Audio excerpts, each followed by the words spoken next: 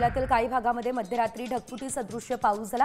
ऐन उन्हाळ्यामध्ये तब्बल 2.5 तास कोसळलेल्या या पावसामुळे कळमनुरी शहरातील रस्त्यांवर आणि नाल्यांना पूर आला। अनेकांच्या घरात नाल्याचं पाणी शिरलं आणि मोठं नुकसान झालं।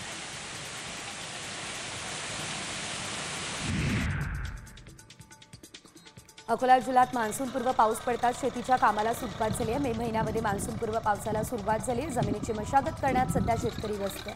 ट्रॅक्टरद्वारे शेतीची नांगरणी रस्त्यावरती झाली, त्याची वखरणीही केली जाते।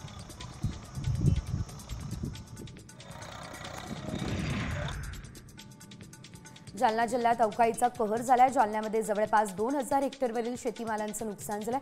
जिल्ह्यात 27 जनावरं दगावली। प्रशासनाच्या प्राथमिक अहवालामध्ये आकडेवारी सुद्धा समोर आली।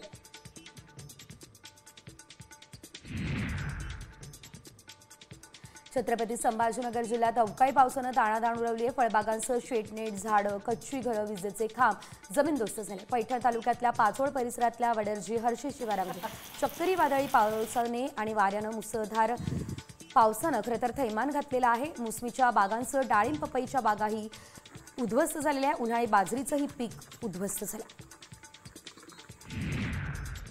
पंढरपूरमध्ये फळबागांचं मोठं नुकसान झालं। अवकाळी पावसामुळे डाळिंब, पेरू, आंबा यासह इतर फळबागांचं नुकसान झालं। आतापर्यंत 115 शेतकऱ्यांचे 65 हेक्टर क्षेत्रावरील फळबागांचं नुकसान झालं।